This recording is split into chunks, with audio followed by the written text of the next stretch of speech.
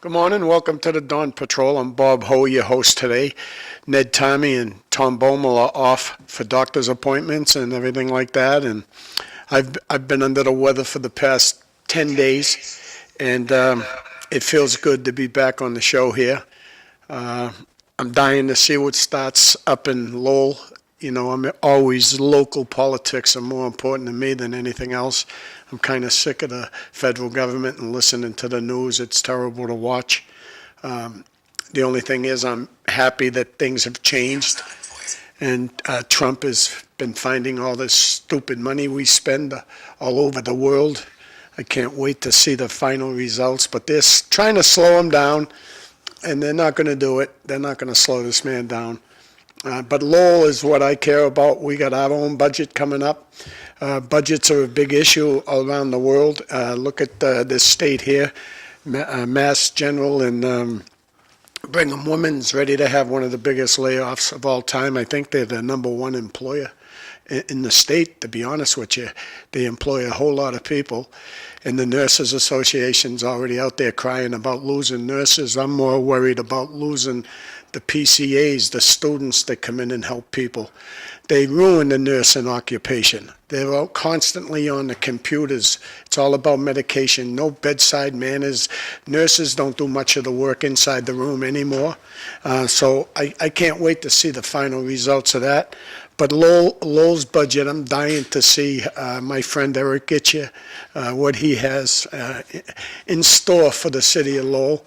I know he's already working real hard on it. I mean, I try to listen to him as much as I can. Like I said, I've been out of commission, let's say. I had the flu, I had something, I'm not sure, they called it a neurovirus. It was one of the worst things I ever had. And I'm not afraid to tell you that I've been vaccinated my whole life, only because my wife has had breast cancer twice. Recently, she had a real bad case of it on October 2nd, and I just always felt that I needed to be vaccinated just to help them. Vaccinations, I'm not a big fan of them, but I have taken them. So I had whatever I had, I was vaccinated, so it didn't stop me from getting that sickness that I had. But again, I'm glad to be back here today. I wish my buddy Ned Tarmey and Tom Bomil were here, but they're not, so I'll do the best I can. I care about my district. Obviously, I have Kim Scott. That's how I feel, even though she's not in my district anymore. I'm in Belvedere, they say. I don't feel like I'm represented anymore where I live, which is Stratham Street. That's where Morton Street, that's where they started to split it right down Morton Street, all the way down Woburn Street. Anybody to the left side of Woburn Street, you're in Belvedere now, and everybody to the right is in Kim Scott's area.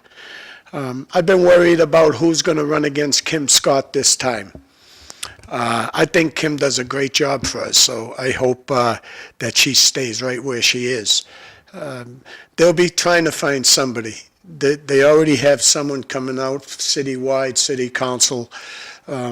Nice guy, too. I can't think of his name right now. I call him Sixto, S-I-X-T-O. That's how I remember him through the Coalition of Better Acre.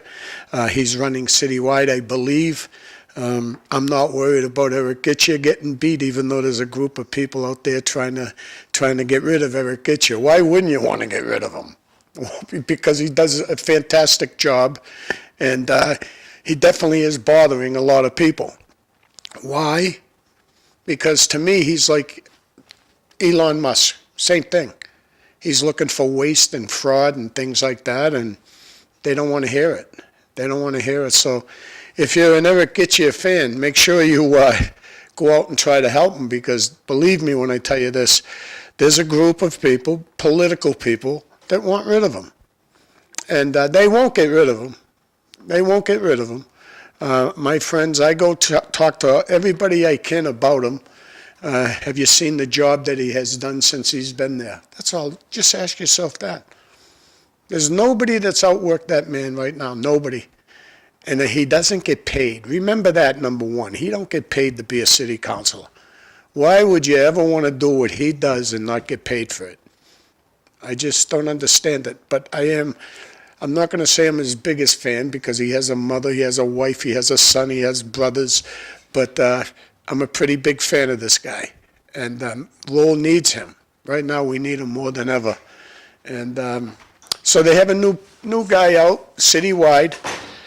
He works for Enterprise Bank. He's very... Francisco Maldonado, Thank you. Sergeant of the Ver- Lowell Police Department. Really? He's Sergeant of the Lowell Police Department, he's gonna retire. Yeah, nice guy. Talked to him last week. He's running citywide? Yep. Oh, then I have there's another person that works at Enterprise Bank.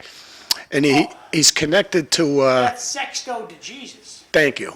Very No, nice. Sixto, I don't think. Sixto. I tried to spell I it. call Sexto, but I guess. Yeah, well, I heard he was running citywide also. Enterprise Bank at the end of the connect now. Right, and I don't know where I seen it, but I'm pretty sure he's running citywide city council, and he has the connections to do it be very competitive. I know young Ju Chow, a fan of mine, and I'm a fan of hers. I think she's tremendous. She'll be behind that gentleman. And so, again, Rita Mercier, Eric Gitche, I think they'll still top the ticket, number one and number two. But Rita's back in town. She was on vacay. Yeah, She was on with Gary yesterday. I haven't had a chance to talk to her. But I'm gonna ask Linda to have Rita come in with her pictures because she went to Dubai. okay, cool. I didn't want to say anything about it because she wasn't home. Now she's home, so. Yeah, even last time, the last election, I thought, and I went up to Rita and asked, I said, were you running again or what's going on? And obviously she was running, and I thought that was the time that if I was to make her mayor, would have been then, because I always said, they gave it to Eileen Donahue twice, and why wouldn't you give it to Rita Mercier twice? But that's the way politics is in Lowell, So, again, that's all I really care about is local politics. Obviously, the schools are the big issue for me, and I am running citywide for the school committee. And I have a lot of opposition in my own family already, but I don't let anybody tell me what to do. It's too important to me, the schools. You don't mind being in the doghouse? I've been in the doghouse many, many times, John. We do okay. I mean, we've been married 50 years this year, October 11th, 1975. And I went out with her for a few years before that, so I'm not concerned about how mad she gets at me putting my name back on the ballot, but I always look, good morning. Your fan club here, Bob. Welcome back, Mr. Hoey. You sound better than last week. Yeah, it was terrible. That's all I can tell you. I don't wish this upon anybody. My friend Mike Dillon called me up, and he heard my name go over the air, my address. The ambulance came to my house, and they wanted to take me away, and I said, no way. I said, how busy is it at that Lowell General? And they said, very busy, and I said, I'd rather sit at home. So I refused to go. But here I am. I feel real good, other than I still have some nasal congestion, and I'm pretty sure I am not contagious, so I'm glad no one's sitting next to me yet. But no, I feel pretty good. I've been eating very good lately, the past couple of days, and everything else seems to be back on track. But the schools, I feel something's going to come down from the state. I mean, if the federal government doesn't partner up with Massachusetts, we're in trouble. Something's going to happen. And I always felt that, I'll say it plainly to you, if you're against Eric Gitche, you are a swamp creature and a government hack. No doubt about it. But don't think everybody loves this guy. I'm trying to tell you. Don't take it for granted. I know the city as well as anybody, and they're out to get rid of him. Why wouldn't you want to get rid of him? He causes you headaches. He does his job. That's what really gets to me. But I want to just talk about the schools for a second. I'll never forget, and God rest his soul, Bill Topia told me there's nothing, Mr. Hoey, more important than our schools. If we lose our schools, we're in trouble. Are our test grades low? Of course they are. They're very low. Across the whole country, test scores are low. But I always feel, don't blame teachers. You cannot blame the teachers. You can blame the teachers' unions all you want, but teachers, to me, I don't know a better occupation. Sorry, I just don't. To me, they're everything. Even if the test scores are low, teachers are everything. And the first thing I'd do if I ever win that seat back, first thing would be focusing, just real quick, I'd focus on tutors. I would give them a $10 raise right off the bat. There's nothing like a tutor, and that's a retired teacher that comes back into the system to help children read and help children, just trying to help them, that's all.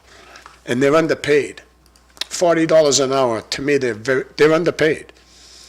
I have people, my friends, that are in the prisons making $70, $80 an hour to go plow snow. It's crazy. This state is in big trouble, and as far as I'm concerned. The school system, I'm sick of my granddaughter in the 3rd grade and all the kids with her eating cardboard. The food is terrible. And there's the issue I believe that the federal government will come after. They're going to come after the free food, free lunch. And Lowell is in a position that wouldn't cost too much money to turn our schools around to do our own cooking. Many of our schools are already equipped and sitting around doing nothing. I hope they've been maintaining the systems, because you never know when we're going to need to feed our own children again. I believe it's coming down the pike. That would be number one for me. Number two would be special education. I would want to see a list on every dime we spend on special ed. There's too many issues in that whole department that are bothering me. I want to see all job descriptions, especially of the non-affiliates. People that they just sit, to me, they're psychiatrists, they're social workers, they all make at least $100,000 or above. And I'd like to see their job descriptions. Do they have to work around children? Or do they just sit in an office? It's real important to me to understand what everybody does for a job. And I'll give you one example. We're supposed to be, you can hold me on this or fact check me, we were down at least approximately 5, maybe 6 speech pathologists. And I tried to figure out what they do, so I sat around a few of them during my 7 years on the school committee. And it's an amazing job that they have. And at the time when I was there, some of them had over 200 students that they were responsible for, because we're down so many speech pathologists, because we don't pay them enough. That's what everybody tells me. They go off to other schools and other places. But when you can't read, it was an issue for me, and it's an issue for so many children. I've talked about this on the show, and John has talked about it many, many times, how we send a kid from the 3rd grade to the 4th grade and he cannot read, not even at a 1st grade level. To me, it's the number one issue. You want your test grades to go up? Get them to learn how to read before the 4th grade. That's a long time. Because a lot of children can read. They go into the school, some of them, kindergarten and 1st grade, can already read. And by the time some of them get to the 3rd grade, they can read at a 5th grade level, and they're sitting in a classroom that half the kids can't read at a 1st grade level. So they have to deal with that. Those children that can read real well, they pay the price also. Because they'll move up with those children. We don't keep any of them back. And they move up with those children that can't read, that were just like me, that's going to disrupt your classrooms. And we can fix that issue. It's pretty easy to fix. All right? The issue, they say it's discipline. There's no doubt discipline is the big issue, but it's about that issue. Number one is when a child can't read, they're going to do something else. And I feel that that's what we should do. We've tried to do it before, but all we did was fire superintendents because they didn't like this thing, or they talked about maintenance of effort. Whatever the issue was, they didn't last long in Lowell. I am happy, I told you this many times, about Danny Rourke as the mayor because of the way he came in and hired Liam Skinner. There's not a superintendent in the area, maybe in the state, that knows more about discipline in schools than Liam Skinner. To me, it's his number one, probably the best issue for him. He knows how to do it. The best school in Lowell for years, I don't know how it's doing right now, but it was Daly Middle School. Who was in charge of that school? Liam Skinner. And so again, the schools, if I get elected, I'm going to vote for Liam Skinner. Just so you know, I'd be voting for him. A lot of people won't like me saying that because, you know, he's probably not easy to work for. But I can say this, he's the person that can turn this around. And all he needs is some help. He needs a school committee that's going to try to help him. He's going to be a person that can turn discipline around. The principals are now in charge of their schools, in charge of their money, which is a big deal.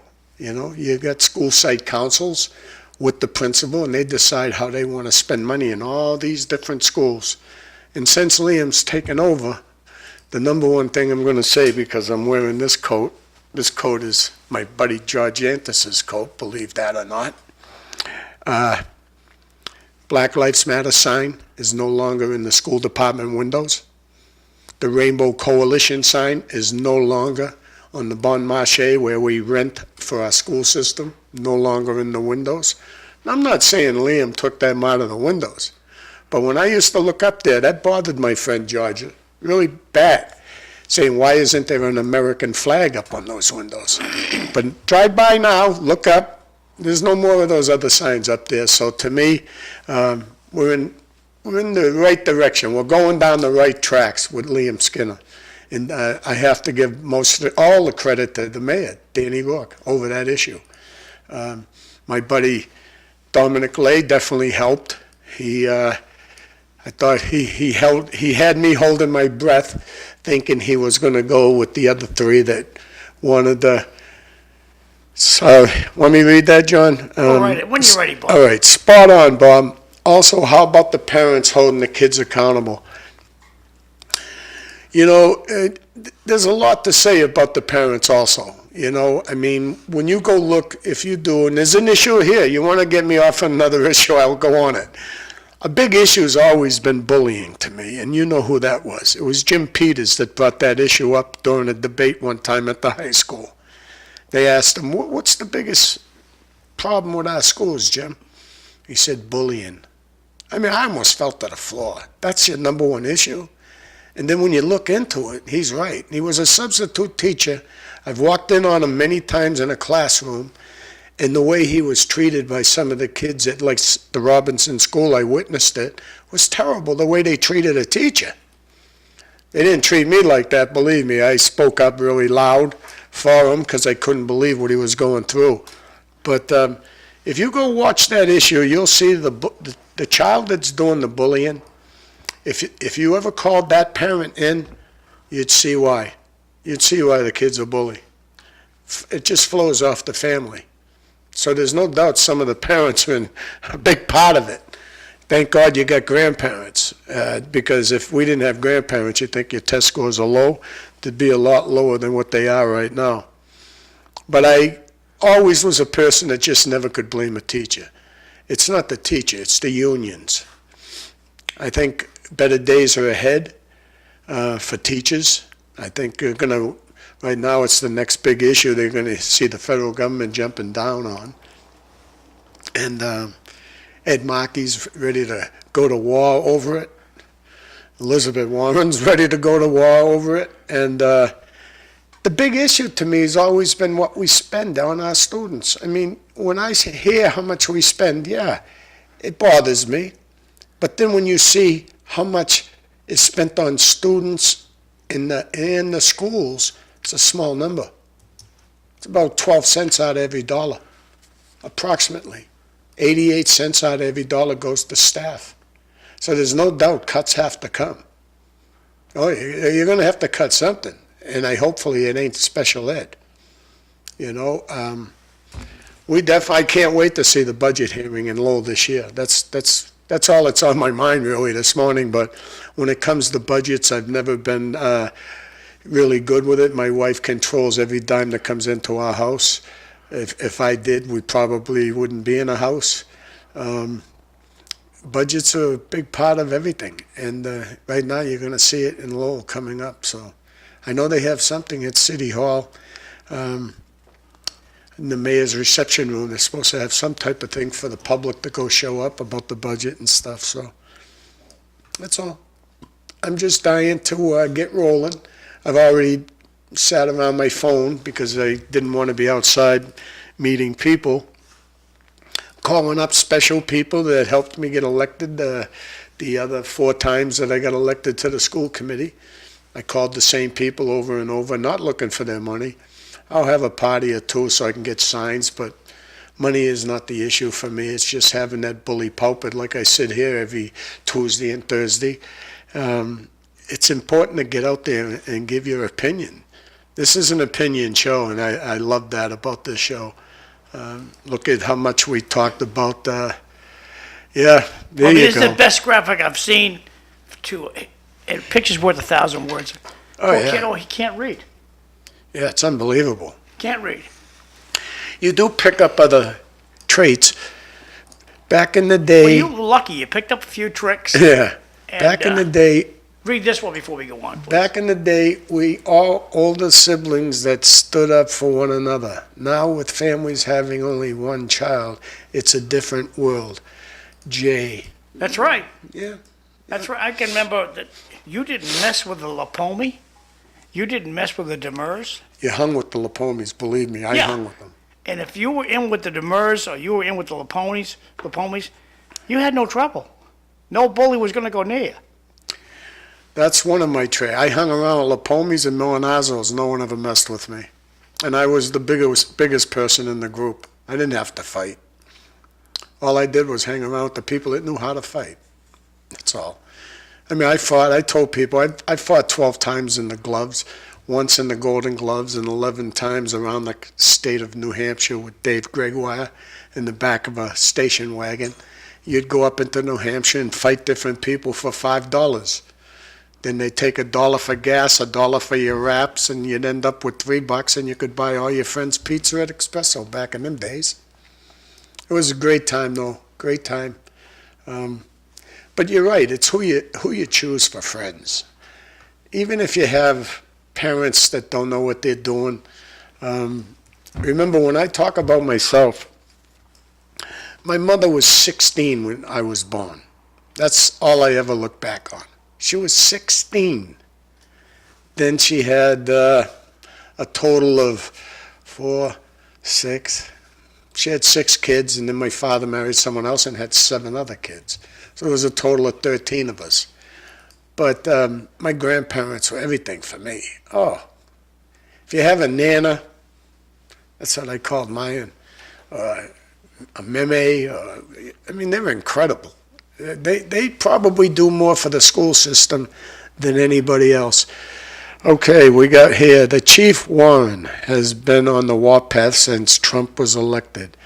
Ed Marculay finally appeared out of nowhere. Bye, Ed. I'll never forget John McDonough saying, bye, Ed. I thought Kennedy was going to roll right over. Yeah, bye, Ed. And I thought so, too, at that time. I really did think Joe Kennedy was going to win, but it just didn't happen. But we're very lucky locally. You have some really good people out there. Like I say, I keep saying never get you yet, but his brother Lee out at the Vogue. So many different people that help out around the city of Lowell.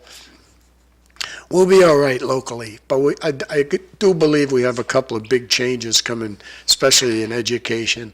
And once I seen Miss McFadden, Danielle McFadden, throw her name in there citywide, I said, oh, that's all I had to see. I mean, don't forget last election, we had nobody run for the schools citywide. And it's an important seat, very important. They probably put as many hours in that seat as the city council does. You know, they get paid half of what the city council gets paid. And money's not the real big issue, but it doesn't hurt to get paid. Money's not important, but it's right up there with oxygen. Well, it is. It's nice because when I remember when I first got elected, I believe it was $3,000 I was making, and you spent all of that just at the schools that you visit. But then all of a sudden you can't even visit schools anymore. They don't want you in their schools.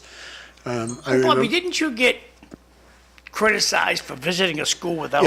Yeah. I forget who it was. I don't want to lay it. I don't want any names. I don't want the name of the Yeah. school. Would you tell the audience you were elected school committee member, and you heard there was something going on at the school that shouldn't be, and so I'm not gonna tell the story. Please tell the story. No, there was, I used to like to visit schools, and I had no problem. I'd call the principal, hey, I'm gonna come up for a visit if you don't mind. Okay. But someone on the school committee at the time just thought, we shouldn't be visiting schools, and they just brought that up, made it harder for you to get into a school, which to me is insane. I think it's important to visit all schools. And I like this one because I went to the Riley School. This was, 2 years ago. Yeah, 2 years ago. And we went up there for a Veterans Day. I'll never forget it. October 11th, I believe, we were up there on that day. And the principal had all the veterans inside the library, and we were all cold. And I said to him, Mr. Principal, it's kind of cold in here. Can you turn up the heat? He said, Mr. Hoey, we don't have any heat. I said, what? November 11th, you got no heat. He goes, no, they promised me for the past 6-7 months to get heat in my school. I said, really? I said, all right, thank you. I like what I hear. Right away, you know who I called, Eric Gitcher. 3 days later, I think, or 4 days later, they were up there putting new boilers in the Riley School. And then we had a water problem at that same school. There was no drinking water. I said, you got to be kidding. My granddaughter's there. Of course, that brings, attention to me right away because I'm there. A lot closer to home, yep. Yeah, and sure enough, call Eric again, and I'm sick of calling the guy. I don't call him as much anymore, but I still call him. I actually called him recently, John, about Conservation Preservation Act. Do you remember that? Linda knows about that. Huh? Linda would know about that, but please Yeah, proceed. I know a little bit about it, but I guess we all pay some money into that, and they pass it out to me. They pass it out to their friends. That's who gets the money. Yeah, that's how it works. That's how it works. That's how it works. Well, I got a zinger coming up about this Heinz's Tavern thing. So let me put myself on the camera here, and you can sip your brew over there. Heinz's Tavern, it's on Gorham Street, right at the end of the connector. It was one of my father's favorite bars, and a lot of the family friends came out of that bar.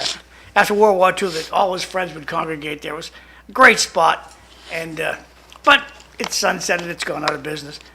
And a developer wants to put 39 units in there. Apartments, condos, I don't know but it's called 39 units. So I find out this, for the 39 units, there's 13 parking spaces. That's it. So I said, that's not fair. You buy a condo, you're paying rent, you expect to go home and just walk into your house, park your car right there. Oh no, in Lowell, you're gonna park at the train station. Now if you could, now look at, for an athletic dude in his 20s, 30s, 40s, cool. You wanna jog back and forth, old timers like myself, I wanna park right on the property. So, went to a zoning board meeting. I talked to my neighborly friend here, Attorney Mike Zame, and so we went. He went down to the meeting at 2, and I think it was the zoning board of appeals. I went to the meeting, and they said, "Tough cookie, you don't need parking." And the chairman on the city side agreed with me. I said, "It's all about revenue for the city. The city doesn't care you have no place to park. As long as they get their tax money, they don't care." So I'm a little up in arms about this. Did a little bit more research about it. Talked to my friend Phil Tebow last night at Monday Night Dinner Club. By the way, we had dinner at Cobblestones last night. Mm-hmm. Oh, it was delicious. Absolutely delicious. Let me go, so these pictures will move. Show you the grub. That's the steak tips. And I don't know what, that's a cheeseburger. And more steak tips. I gave the camera to take pictures after people could start eating their meal, but we had a fantastic time down at Cobblestones. City did a crappy job with the snowbanks. I hope that, back in the olden days, that salad, that was my salad. Oh boy, that went down so nice. So Parking downtown Lowell, there's all snowbanks. And back yesterday, when I used to be in downtown a lot more, the snowbanks were gone the first night after the storm. The city would come along and collect all the snowbanks. So I don't know that they still are or not. I certainly hope that they do collect the snowbanks, but it's terrible walking around downtown. But getting back to this housing problem, I talking to my friend Phil Tebow at the Monday Night Dinner Club. I said, Phil, he's a mover and shaker out in delightful Drake. And I says, Phil, what's your take on this MBTA train station, the rule that you got to have apartments? He said, Lowell has a different understanding than Drake does. In Drake, you have to have 2 parking spaces per unit. That's our rule. Lowell has decided, well, we don't need parking. So somewhere between the administration and the city council, they've decided that we don't need parking. So I talked to my friend Gary Francis, the WCAP guy. I said, Gary, what do you know about this? He says, not much, but the city council, all of them voted it in. So I got to do a little bit more research on this, but if it's a city rule, it needs to be extinguished. And when we were leaving last night, when we left Cobblestones, I just took a peek into the bar just to see who was there, and 2 of my good friends were down there, and George Prokop was down there. Said, I love George. He lives out in Centerville. Corey Robinson was there, so we're chit-chatting with both of those guys, and I told him, I says, there's going to be a crucifixion over this. I'm not happy that there's no parking for 39 units. Eric is here. Oh, here's Eric. You talk about zoning. Okay, we'll put him on speaker. Hey, you want to go on? Good morning. If you want to talk about that MBTA thing, Yeah, did you guys make that rule? yes and no. Okay, well, let me give you a better speaker and I'll let you continue. Hang on a second. Bob, you can put the camera back on you. Put your clothes back on. Yeah. Okay. Well, again, I didn't mention your name just to have you call in, my friend, but I appreciate you calling in. It always makes it a better show. Move that coffee, buddy. That's good. Oh, you're good. You're on. Good morning, Bob. Good morning, John. How you doing? Doing good, buddy. So John brings up an interesting topic about the MBTA Communities Act that could put in place legislation. When it came before the council, and you got to remember, before we get to that point, is that 30% of Lowell's tax base comes from the taxpayer, 70% comes in grants and funding from the state. So when it was proposed to us, what we were told by the administration was, if we did not accept it, we jeopardize grant monies coming from the state. And I believe it was Tewksbury had filed a injunction lawsuit against the state trying to push back, and they lost. So that's the total issue with why the council voted for it. But I agree with John, it needs to be revisited, and we need to really go after it, because 39 apartments in an area with 13 parking spots, when you're talking about Elm Street and over in that area. Uh-oh. He must have went. I think we might have lost you, Eric. It's just, Eric, tell him to repeat the last paragraph. Go ahead. I'll call back. All right, Eric, you came in broken up, buddy, so if you want to repeat the last couple of sentences, go ahead. okay. So Bobby, what happened was the administration basically said that we were going to have problems with getting grants from the state if we didn't vote it in. So that's really the driving force behind why it was voting in.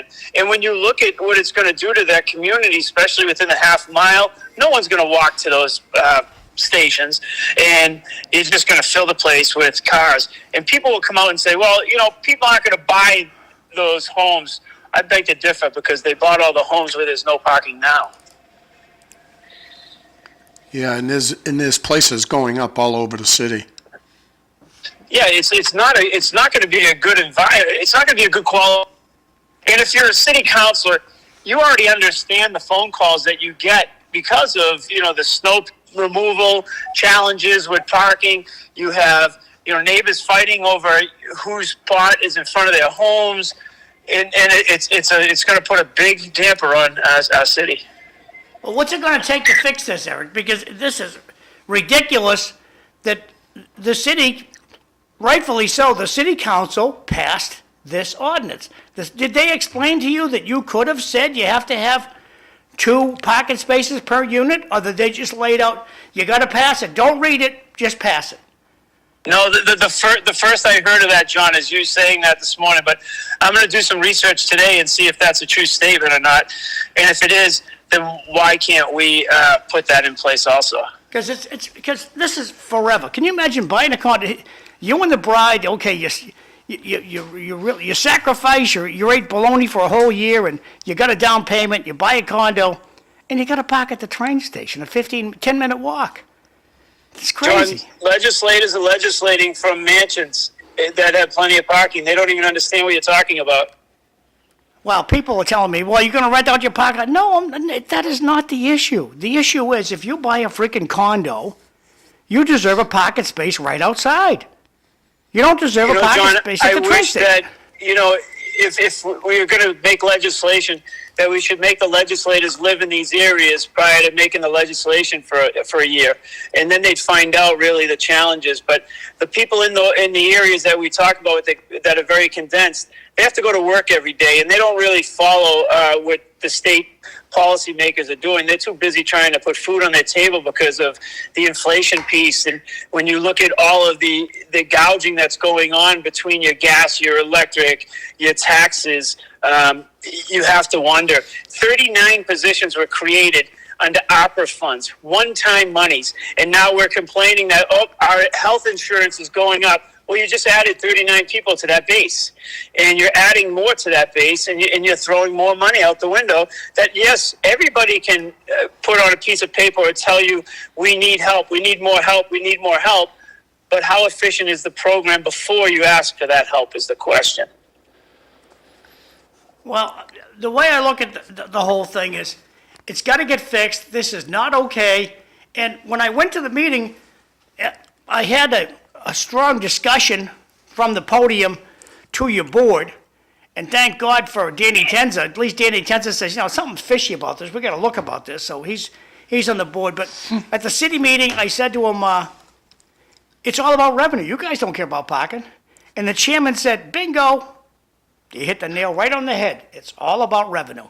It's all about creating more structures so the city can get more tax bills, more money to hire their out-of-town friends. So, when I listen to Bob talk about George, I think about the hoodwink when he said that. He used to say that often. And you think about, like tonight we have a motion response on the agenda from an elevator issue at the Bartlett School. In the first 2 paragraphs, they tell you how many elevators are in the city. I don't care about how many elevators in the city. That's your job. And, they tell you about how basically the contractor's not meeting their...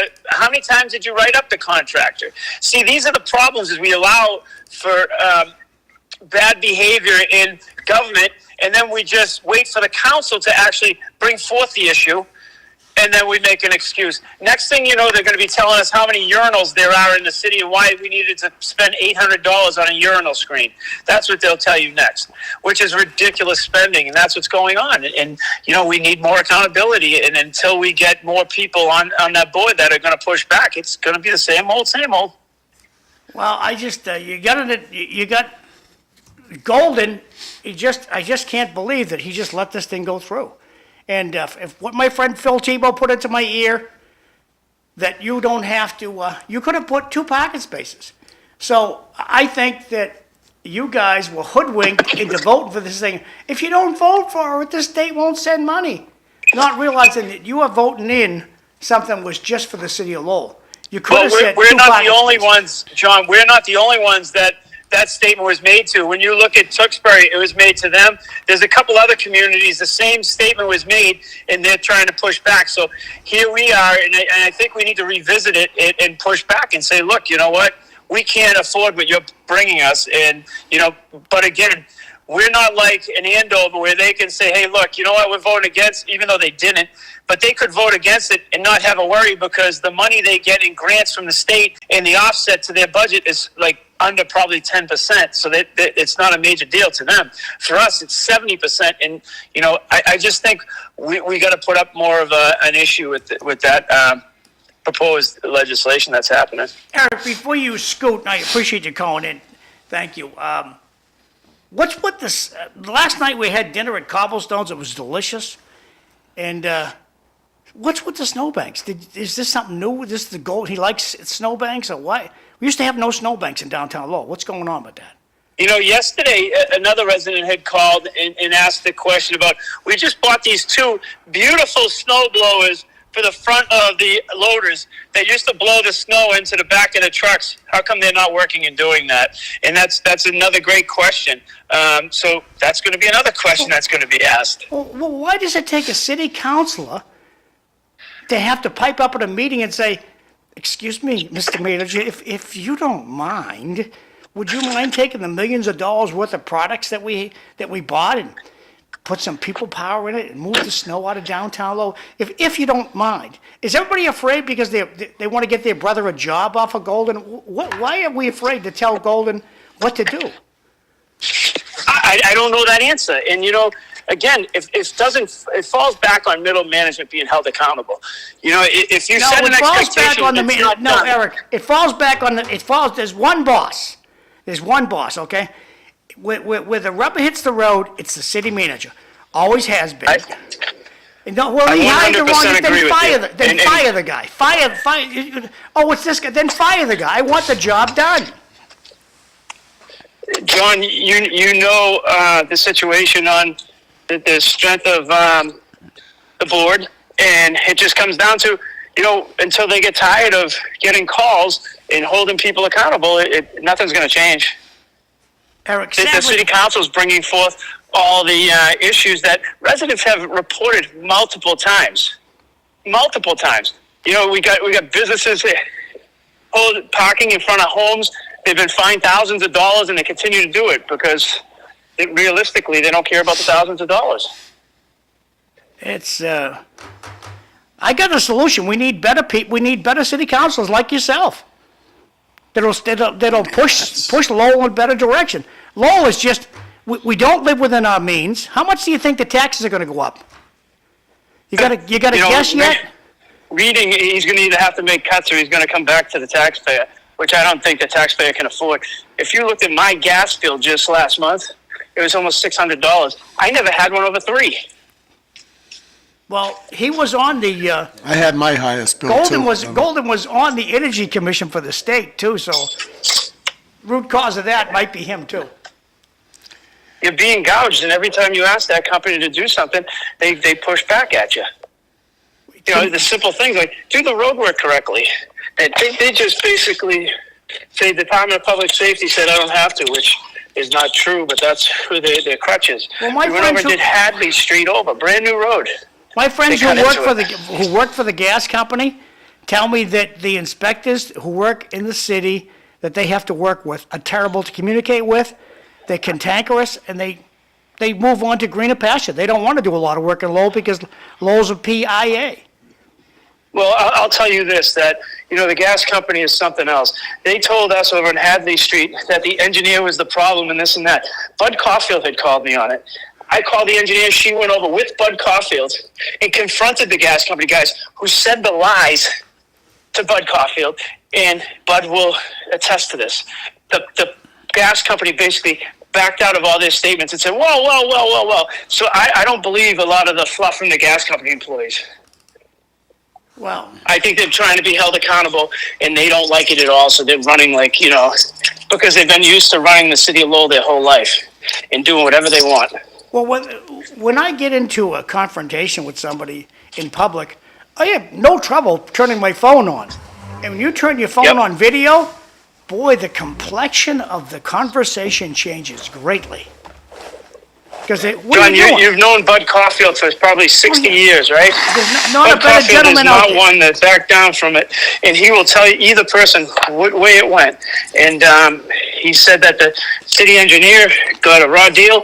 She did ask them, and they didn't respond. Well, there are ways around it. We have a manager that doesn't know how to manage. And it's, Well, I think it takes a team, right, John? But you're not wrong. I once was on a board where you have 300 upset employees and one person that you can hold accountable, and that's just the way the world works. And it's the same way. If we got to do better at a lot of things, and I think we have made a lot of gains, but some things are just more of a challenge. so getting back to the snowbanks, you don't know if they're going to be there till April or not. I will. I don't know, but I will certainly reach out this morning. I can't know everything. I just thought last night we parking okay, I couldn't get the car next to the curb, so I dropped off my friend Fred Wilkie onto the sidewalk, and then I just rammed my car into the snow and left it there in the snowbank. And I'm lucky enough to have four-wheel drive, so I just drove away afterwards. But terrible for parking. People losing mirrors off of cars. Yesterday, had a car right on Highland Street. One of the school teachers, she parked in front of he or she parked in front of the funeral home. Somebody took their mirror off because the snowbanks are just too high. Yeah, and I think that and there's more snow coming, so they got to get to something. They're gonna have to do something. But you see, if we wait till April, it'll all be gone, and that'll save money. So my tax money, when I get my tax returns, it'll all be gone. Eric, you're the best. We'll be watching tonight. Appreciate it. Have a good day. Thanks, Bob. Thanks, Eric. Thanks, John. Thanks. Thanks, bye-bye. Bye. So we got these texts. Tear down some of the old, empty, dusty buildings in downtown area instead of another project outside the downtown area. John, is the zone around the train tracks a federal mandate, a state mandate? I watched that meeting you spoke at the other day. It sounds like a terrible place to live. It's an absolutely beautiful looking building, and I love getting more neighbors, but there's no place to park. And I don't care if it's a federal mandate, a state mandate, it's how the city is understanding this legislation, and they're just ramming it down the city council's throat. Here, you gotta pass it off. They'll take away our milk money. There's a time to say no. It's wrong. It's wrong. 39 units, and I don't blame the developer. Hey, the heck, a developer's a developer. But God bless you, you have to have a parking space outside where you live. Walking to the depot is crazy. Also, don't forget about the building across from McKittrick Hardware. That's a disaster waiting to happen. How many units in that building? I think he's talking about Fury's. Okay. Somebody's saying they're going to put one of those at Fury's too. No parking, just going to put a little baby skyscraper there of apartments or condos. One of the best signs I read, you can do it at Nana's house. Yeah. Good point. Back to you, Bob. Thanks. Yeah, well, thank you, Eric, for calling in. I knew once you mentioned the guy's name, he's constantly working for the city of Lowell, so there's a shot at that building right there, John, the old Superior Court. What's going to go down there? So we got a lot of things to worry Well, the problem with this about. building is it's gigantic. The ceilings are wicked high, and it doesn't have enough parking to support making that all condos. It'd make beautiful condos. Going to cost a ton of money to do it, though, because you have to make it handicap accessible. Got a lot of issues with this building here, and plus it's got the historic district. I think they should just turn it into. It'd be great to make it a new police station, make it a new police and fire headquarters. Plenty of parking for the cop cars over here, fire department the other side. I think it would make a nice building for that, but You know how you not my hear, call. you know how you hear there's so many people moving out of Massachusetts, heading to Florida, heading to Texas. I don't believe that number. I believe if you looked at cities like Lowell, Springfield, Worcester, New Bedford, Fall River, all those cities, I believe the numbers are way off. I believe more people come to this state illegally. I think we have a lot of people that move into Lowell. I'd like to see the real number in the city of Lowell. I'll read this one. Snowbanks were a problem downtown back in 2015. We had a lot of snow in a short period of time. So, the city has the equipment. They just don't have the mentality to manage the equipment well. Sad, but You know, this past storm, I just watched my street. You know, I live on a dead-end street, and a lot of traffic because they come to the back of the school. A lot of buses come into the back, special ed buses. But even on a street like mine, 14, 15 houses, tops, can't get the people to park off the street. We still have vehicles that are parking on the street, and they wonder why the plows can't get to your side of the road. The other your day, microphone just blanked out there. yeah, I'm not sure. This one's still on? Yeah, that was still on. So get rid of the first one, grab the second one. Okay. But just the cars on the streets has to make it. I've tried plowing in my life. It's not a very easy job. You got to know what you're doing. I love plowing. Well, yeah, you do it all the time, but plowing is, it takes pros to do the right job. Well, the Spec- state does not live within its means. The city does not live within its means. And there's no attempt to curtail it. Here we have that gal, DeZoglio's trying to audit the state. We won't hear of it. We won't hear of it. This state's corrupt, and to the younger generation, move out of Massachusetts. Don't come to Lowell. We got a bunch of. Lowell's not going in a good direction. I still believe that the population hasn't decreased as much as they're telling us. I believe you have a lot of people come to Lowell because, you know, go to Lowell, you can get things for nothing.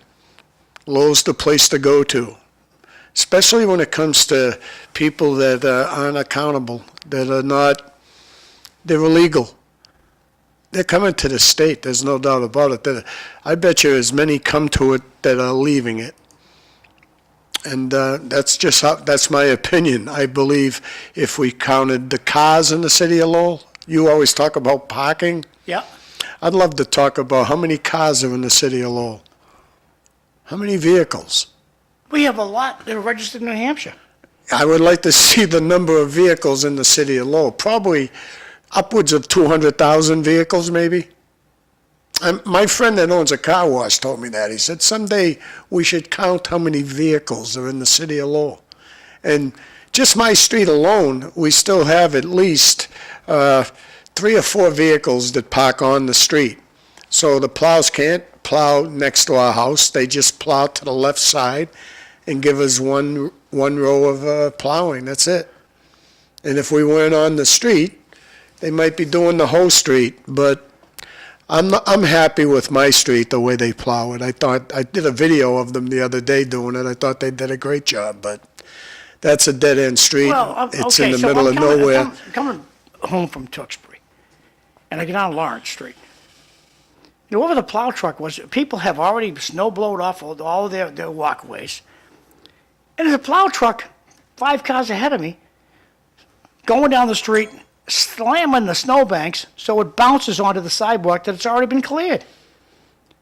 So That happens The to me. mismanagement of personnel, the part-time guys and gals who are driving these plow trucks, there's a way to move snow. You don't move snow at 40 miles an hour.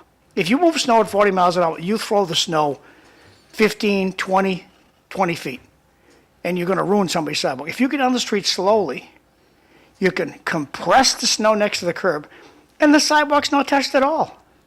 But the city, if you look out the window there, Bobby, you'll see what the crazy stuff does with the city, these part-timers. Well, we don't want to yell at them, they'll quit. Either do the job right or don't do the job at all.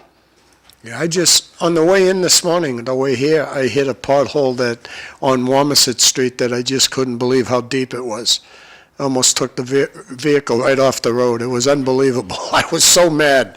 But there's another one. You know how we got that sinkhole at the end of Elm Street? Well, Elm and Chapel.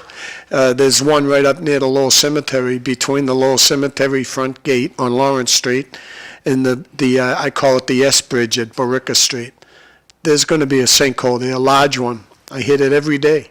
Can't miss it coming by. But Well, it's that time the of year weather, where- yeah, the weather is going to cause it. We have some incredible ones out there right now. Take your vehicle apart, really. The only good thing is if you have rust on your car, it might shake the rust off your car. That's how deep this one is on Warmison Street, so be careful if you go down there today.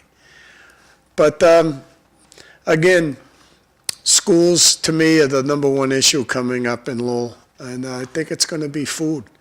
I never voted for Amarak. Is that how you pronounce that place that Amarak, feeds? I think. Amarak.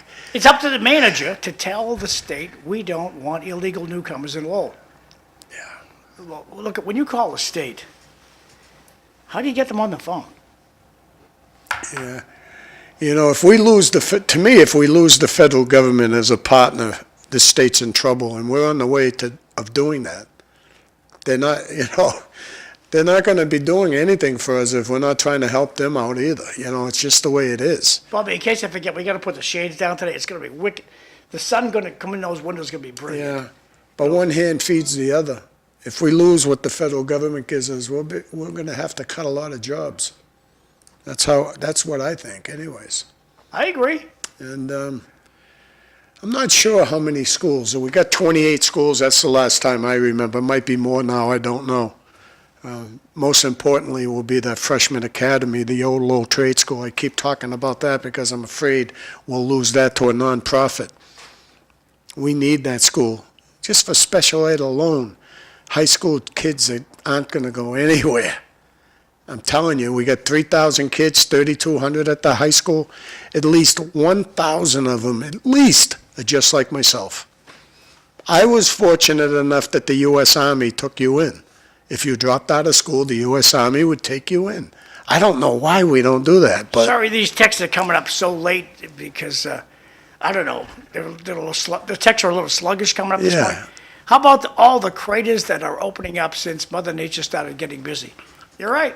yeah, but I think a lot of that has to do with shoddy work when they go putting new pipes under the ground and electric company, gas companies. I think they don't do a great job repairing the holes that they put in the streets, and it just becomes Well, potholes. I remember the city councilors coming in here bragging about, oh, we got these Hot Pocket trucks. It's a Hot Pocket. We bought a Hot Pocket thing. What's a Hot Pocket thing? Well, that's so the hot top's hot. They can put it right in the Yeah. hole. Oh, so we spent a fortune on toys, and they're nice toys. I mean, the plow trucks that I see and the front end loaders, and the stuff that I see, it's beautiful stuff. They just don't train people how to operate it. Yeah, well, every time you bring up the subject of potholes, my person that's my age that's retired, Mike O'Malley, there was no one like him. Well, they No one like him. could have used Michael and said, look, Mike, we want you to train some people. I want you to bring you back as a consultant, and we'll give you $500 a week. Just come back and train these guys. Walk around. Don't do anything. Just supervise. Supervise these guys. Show them how to do the workmanship that you pushed, the excellence that you pushed out for your career. I agree.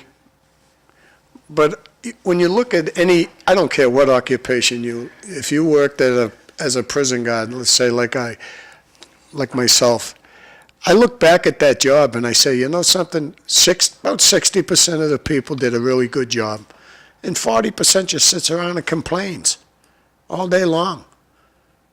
That's the problem with almost any job.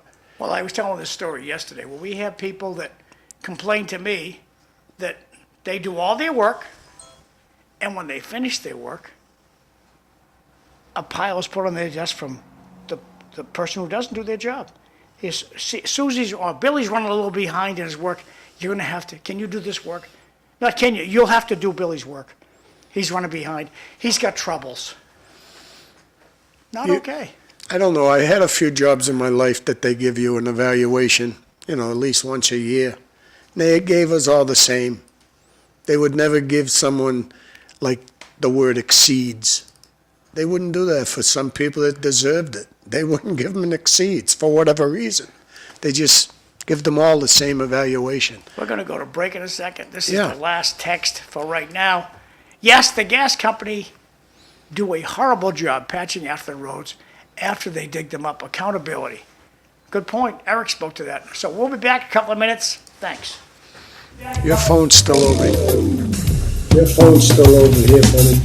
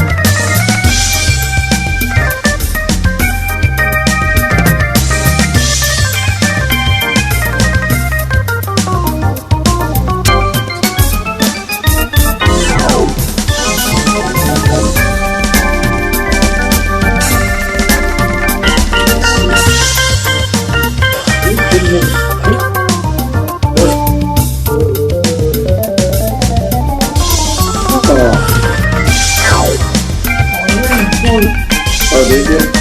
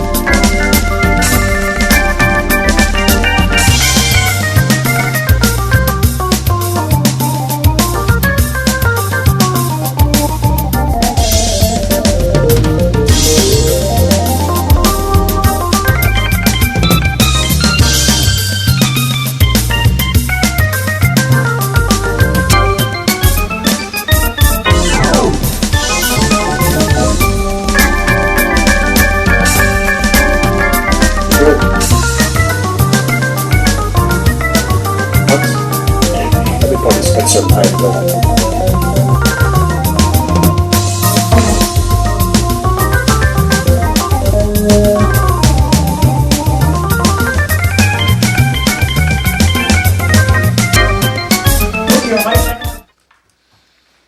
Good morning. Welcome to the City Life Show. I'm Bob Hoey, the host today.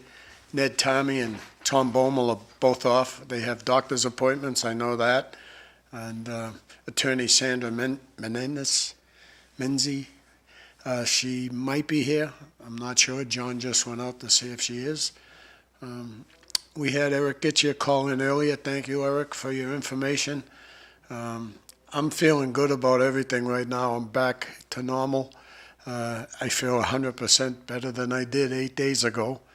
They said I had a neurovirus. I believe it was the flu, but a lot of people are sick. A lot of people, I've been in touch with a lot of people that are telling me they don't feel good and this and that, and I just tell them, listen, all I know how I got through it, my sisters bought me a lot of soup to the house and water and a lot of rest. That's all I know, and I think hydrating yourself is the big issue, because I don't like water. I really don't like water. I try to drink as much as I can. I probably do somewhere around 40 ounces of water a day. My doctor tells me I should be doing more, but it's tough. Water is it's not easy to put 60 ounces of water inside myself. It's just not easy. I try, but I think it's the big part of getting healthy faster. That's all. So I've been trying to drink as much water as possible. I think caffeine kind of hurts everything I try to do, and I like my coffee, so I have at least maybe 3 or 4 small coffees like this a day, and I don't think the caffeine's any good for you when you have the flu or this norovirus. But I don't want to tell you what I went through, but it wasn't pretty. I even had an ambulance come to my house, and when they threw the address out there, 67 Stratham Street, of course, it brings the people like Mike Dillon called me. He knew that address right away. It was me. They were tremendous. The fire department that came to my house, they were unbelievable, let me put it that way, because I was in bad shape at the time. But the first question I had was, how's the hospital? Is it busy? They said they're in the hallways. That's how busy it was. And I said, I'm refusing. I ain't going to the hospital. And I just stayed home and roughed it out, that's all. But I just liked the way they handled me, you know. And if I didn't have my wife, I'd be in trouble, that's for sure. I think when you have diabetes and you get really sick, the two of them together just brings you down, you know. I didn't pass out. And my wife thinks I passed out. I know I didn't pass out, but I collapsed. I just lost all the power in my body, and here I am today feeling good So you think about it was things. the flu, Bob? Huh? You think it was the flu? I think it was the flu. I think what the fire person told me was, you know, I had a norovirus, and I believe so because of what I was going through. I wouldn't even want to explain what went through my body, but it wasn't good. That's all I'll tell you. Sandra's pulling in now, so I'm going to go out and get her. Okay. And, yeah, so to me, the fire department, the people that come to my house, they were incredible people, and they listened to me. I love any doctor or nurse practitioner, and that's my favorite, to be honest with you, nurse practitioner. But when they listen, just listen to me, and I'll tell you what's wrong with me. So I just, I want to give an attaboy to the fire department. I appreciate your concern and how you dealt with me anyway, so thank you. And we're going to be having an attorney on here pretty soon. We'll be talking about trust and wills and all that good stuff.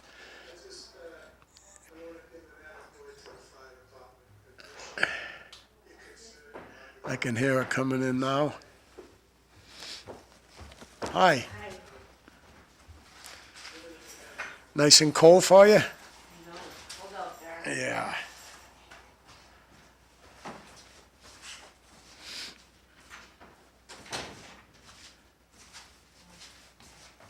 Just sit right next to Bob and I'll tighten up the shot.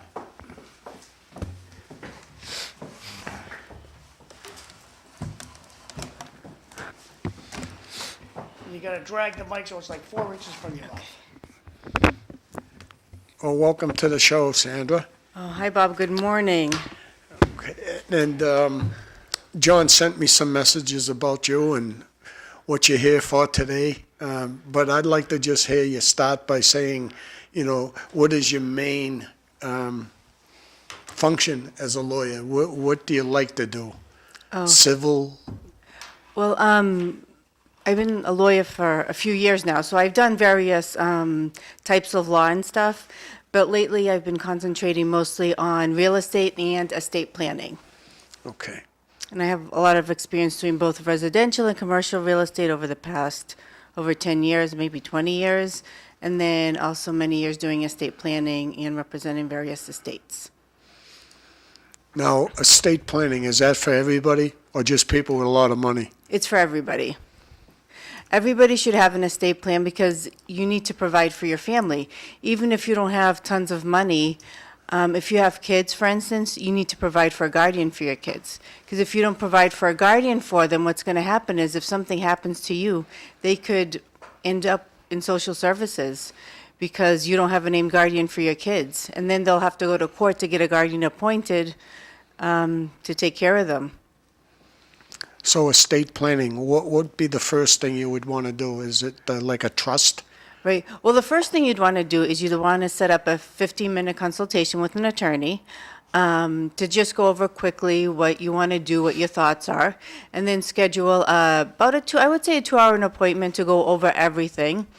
For instance, I would send you some homework, which would entitle making a list of all your assets and what you have. And then we would meet, we would go over everything, what your thoughts are, what you're looking to do, and how you want to provide for your family. And then we discuss the best way and your various options of how you could do it. For instance, you could do a trust. So if you do a trust, that will keep you out of probate. But if you do a trust, we always do pour over wills, healthcare proxies, and durable powers of attorney. Which, for instance, your estate plan doesn't just cover you after your death, it also covers you if you're living and become incapacitated and can't do things for yourself. Okay. And if you don't mind me asking, how do you pronounce your last name? I look at it and I think of Menzie. I know Yeah. that. Is that how you say it? No, it's Meneses. Meneses. Yes. Thank you. And where do you work out of? I have my office right on Central Street in Lowell, 438 Central Street. Where the old Barry's Bakery used to be? Yes, where the old Barrios Bakery used to be. They had great donuts. Yeah, they did. It's a good. So look, we got this is your webpage. Yes. It's for more information about what you want to talk about. So anything that you want to zero in on your webpage here? Well, on my webpage, if you look there, there's the link to schedule a 15-minute consultation. So if you click there, it goes directly to my scheduling page with various times that I am available. Oh, good. Yeah, and then you can schedule a 15-minute consultation. And that's free? Yes, that's free. So And if basically, you wanted more information, Yeah. just go on Meneses. Okay, wait a second now. it's MenesesLawOffice.com. Okay. And then you just click that link, and basically, it's just a 15-minute phone conversation, which we can go over, see if you want to come in and make a 2-hour consultation. Basically, we just kind of go over what you want to do, whether it's a good fit, whether you should come in and meet with me or not. Okay. You live at a place that I love. We call it District 4 if you're a politician. Mm-hmm. And I grew up right next to Cavalieros as most of Oh, my okay. life. The house right next door to it, and I focus on that district quite a bit, so. So what is an estate plan? Generically, what's an estate plan? Basically, an estate plan is a list of documents. Well, it's not just documents. Basically, it provides for your loved ones, and it gives you the opportunity. You also have the opportunity to do like an inventory. You can leave an inventory with me, and that way your loved ones know everything you have. So that way, if something happened to you, it wouldn't go to the state. So Because it- inventory items such as my TV set, my radio, what would be on an inventory list are you talking I about? would My say- life insurance? What? Yes, I would say mostly life insurance, bank accounts, investments, 401ks, and stuff like that. Because And your home as well, like you want to put your home on there, because you don't want to just create the estate plan, you want to be able to fund it. Like, you got to put your home in the trust. If you don't put the home in the trust, it's like, why do a trust? well, the average person in the audience doesn't understand what a trust is. Mm-hmm. They think a will is the way to go. I personally like a trust. A trust is a piece of paper Mm-hmm. with a lot of verbiage on it that just basically says when you die, automatically, there's no waiting. The beneficiary owns everything that you said. Yeah. There's no judge to go to, there's no nothing. Bam, done. No, yep. And then basically you pick your trustee. You pick your trustee and your beneficiaries. If it's a revocable trust, you can be your own trustee and manage your own assets. And then when you die, then it will go to your designated beneficiaries. Well, And then- shouldn't you make a trust that is irrevocable, that turns automatically to irrevocable Well, at a the- point if you become incapacitated? Yes, if you become, well, irrevocable you should do if you want to protect your assets from like mass health in your nursing home. There is a 5-year look-back period, but if you do the irrevocable trust, you can't be your own trustee. You have to pick an independent trustee to govern everything for you, because the way the state looks at it is if you're going to be your own trustee, they're your assets and you still have control of everything. Oh, I thought you could do a trust, and if I became incapacitated, it automatically becomes irrevocable in a new trust. It does, yes. It does, it automatically becomes irrevocable. Because after that, That's if what I you thought. become incapacitated, then there's another trustee. Now, how about the word I hear on the talk radio is life and legacy planning? What the heck is that?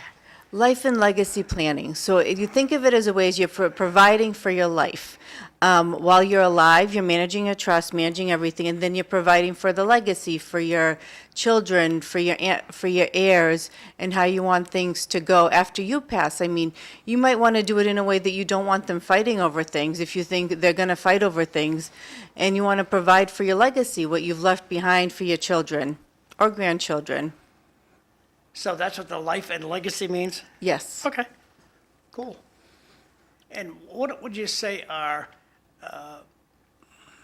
what is a revocable living trust? A revocable living trust is, it's basically a trust where you provide and fund your estate. But the revocable living trust, like I mentioned, is you can be trustee of the trust while you are alive. And it's revocable. You can revoke it any time if you You want. can change, but by that revocable, it means you can change it. Yes, you can change it too. You can change who the beneficiary is. you Who the can- beneficiary, you who can the pull assets trustees. out, put assets in. Right. Because if you do irrevocable, one thing is, once you name your heirs, to change it becomes difficult. Once it's irrevocable, change is like it's like hard concrete, Yes, exactly. difficult to change. So who do you do this for? You do this for your future generations, for your children, to provide for your children. Make sure that when you go, everything's divided and taken care of the way you want it to be. So if I do nothing, who gets my house? If you do nothing, it'll have to go through probate. For instance, you usually own it as, if it's husband and wife, then it's by the entirety. Something happens to you, it goes to, well, if something would happen to me, it would go to my husband. And then if both of you passed, then it would have to go through probate. Someone would have to petition the court to be appointed personal representative, and then it would be divided according to your heirs, which would be, most likely be your children. If you have no children, then it would be your parents or your siblings. But realistically, you're going to have to do this anyway. People say, well, you know what, honey, we'll wait till one of us dies and then you Yeah. can do it. It's a lot easier. To just get it done, Both of yeah. you just go down to your favorite attorney and tell the attorney, look, when I go, I want my wife to get everything. When my wife goes, I'm going to get everything off of her. Mm-hmm. But when we're both gone, John and Joe are going to get everything. And that's the way I want it to go. But besides, if I become incapacitated, the way I like to say is, if one of the elastic bands breaks up here and I have to go into a nursing home forever, I want to be on welfare from day one. So that's basically what you want to do. Would you agree or disagree? I would agree. I mean, if you go to a nursing home, I mean, people look at it as if you've worked all your life, you want to be able to leave your legacy to your children. If you go to a nursing home, Mass Health will lien your home, based on how long you're in there. One of my I mean, friends, there's certain exceptions to the rule, but you'd have to meet the exceptions. It's just a lot easier if you have an irrevocable trust, the 5-year look-back period has passed, then you have nothing to worry about. one of my friends, her mother was rolling in the dough. The husband died. She inherited everything. $1 million home down south of here. And then she couldn't live by herself anymore. And so she only has, of all her money now, she sold her house and did whatever, distributed whatever assets she can. She's got $300,000 left, and she can't get into a nursing home. They won't take her. Well, they probably have to, Difficult. I mean, she's got dough. And they That's won't how let her pay overcrowded for it? The nursing homes are. yeah. Oh, they're really crowded, yeah, that's true. So it's difficult, even if you have money. Yeah, that's true. In my younger days, I worked for a lawyer. He's no longer alive. One of the best. His name was Al Marcotte.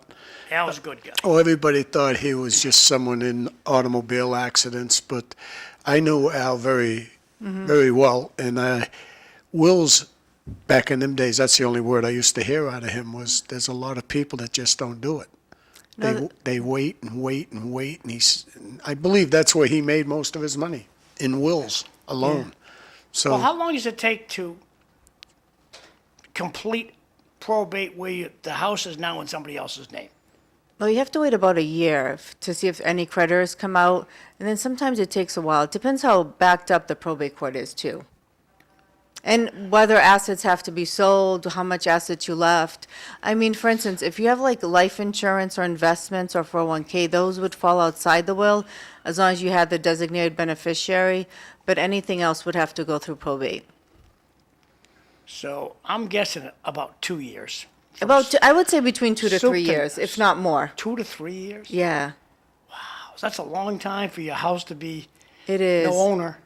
Yeah, I mean, once you're appointed personal representative, you can sell it, but it does take a few years to get through probate. What I tell people that come in and tell me, like, my mother just passed away. Okay, well, who owns the house? Well, she owned the house.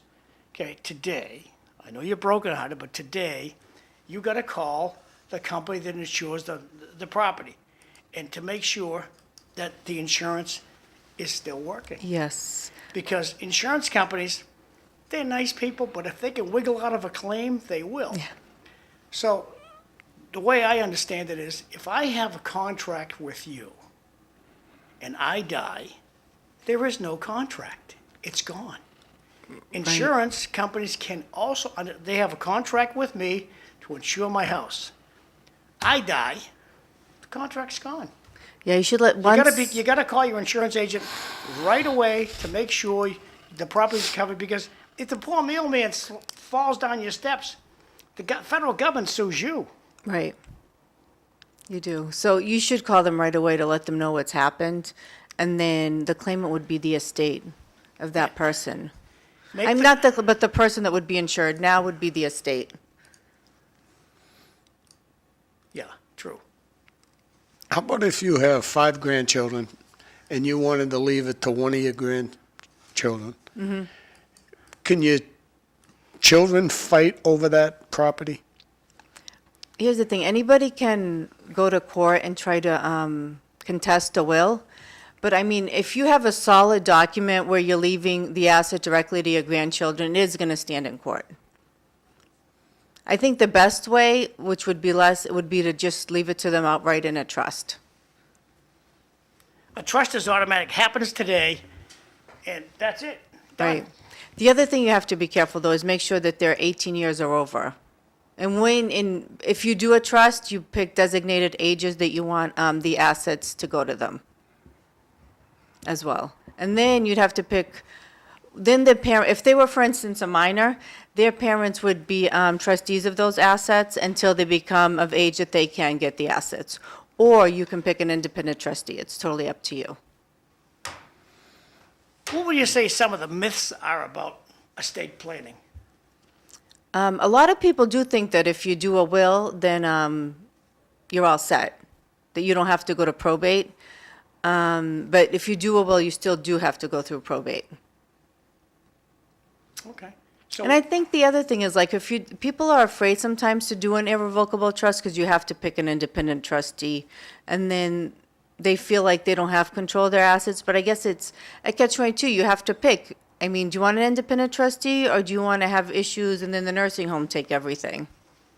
well, if you're a single parent, a big issue is, okay, so you got an 18-year-older and you got a 21-year-older, and you wake up in heaven someday, those kids aren't old enough to manage their own lives. Right. What do you do about, I mean, and they're both 18 and 21, they're both above they're mature individuals, they have their own legal rights. What do you do about those folks? I got, not me, not you, but there are a lot of people out there who have immature children. Right, yeah. And so all of a sudden, they own the house. Well, you know what? Bobby, let's go down to the bank and we'll borrow $100,000 on the house and we'll go to Vegas with that. So I would say that you put an age in the trust, for instance, that they would only get the assets when they're like 25 or older, and you can have another trustee just manage everything till they're of age to take over. But if you do nothing, you just let the house sit there. If you do nothing, then, yeah, they'll have to petition the court. I mean, one of them would be appointed trustee, and then they'd get the assets if you want 50-50, since they're your children, most So if likely. you have kids that are not as practical as you'd like them to be, you need to have something in place. You do, yes. So cost, not how much you judge, but generically, what does it cost? I would- I know it depends on how much, but a guesstimate. It Starting at this and going to that. It could cost between $3,500 to about $8,000, depending on what type of estate plan you choose, whether or not you do your own funding or you want the attorney to fund the estate. It really depends. You have the option to choose what you want, what type of estate plan you want and how much you want to spend. Great. It seems complicated. It does, but it's not as complicated. I mean, it's certain steps you have to go through. But I do have my best to educate clients and let them know the process and stuff like that. And they can always call me if they have any questions as well. Now, what school did you go to? I went to Suffolk Law School Okay. and Suffolk undergrad.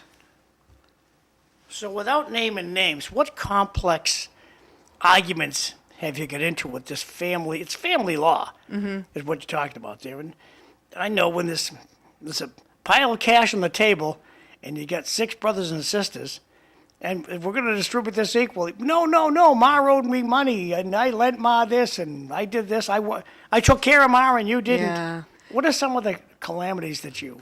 And if you don't want to say, that's okay, too. I mean, sometimes it gets complicated when someone does contest a will, because then you're in court, and the siblings are fighting, and, I mean, there's been times that, I mean, you're in court any day. You can even be there Christmas Eve and New Year's Eve, who knows? And they're just fighting with each other because they don't think one person can afford to take care of the home. It gets complicated. And then there's situations where you have a mixed family, and then the kids start contesting everything that's happening as well. So it can get very complicated. Okay. So going back to your website, just scrolling through the stuff. Don't leave a mess. Who protects? Can you give us, and this is just information, any attorney out there can help you with all this stuff. And I invite Sandra to come in now and then just to remind everybody, you got to get this done. Yeah, sometimes people want to put it off because they don't want to think about it, but don't leave a mess, meaning make sure that your loved ones know where your assets are. And know how to take care of things after something happens to you, and make sure that you have everything. Make sure you have your life and legacy plan set out. You have your trust, your will, you know who your beneficiaries are, your trustees are, to ensure that there isn't fighting or anybody contesting your will. That's a good point, beneficiaries. Yeah, And because I a can lot tell you a of, story about a beneficiary. I had this guy, and he was a good friend of mine, handsome dude, and he got married, and sadly, this guy died on the golf course. He had a ton of money, a nice house, a nice bank account, nice family. But he had one life insurance. He had more than one life insurance policy, but one of the life insurance policies was $100,000. right, The beneficiary was his former girlfriend. He never changed the beneficiary in the policy. yeah, that's a good point, John, So 'cause- his wife, she's Carol, wonderful gal. She says, John, what can you do? Because she's the beneficiary. I says, look, I know her. I'll call her. So I call the girl up. And I said, Mary, look at, this guy, I'm not going to use his first name, but this guy, he's passed away. And he has a life insurance policy that he didn't change to his wife. And I was wondering if you could help her get that money. And she says, John, he loved me. I know he loved me. I'm keeping that money. So she lost $100,000 because he didn't change the beneficiary. yeah, that's a good point. Make sure your beneficiaries are always up to date, because people can't forget to change those. And for instance, if nobody claims your life insurance or anything you have or your bank account, it goes to the Mass Department of Unclaimed Money, which they have a website that you can always go look to see if there's anything that belongs to you out there that was never claimed. So protect who and what matters. Right, protect who, which would be your loved ones, and what matters to you. What do you want your loved ones to receive? I mean, how do you want them protected and ensure that your legacy goes on to them? Okay, so move on to the last guy on the right there. Get financial peace of mind. How do we avoid taxes?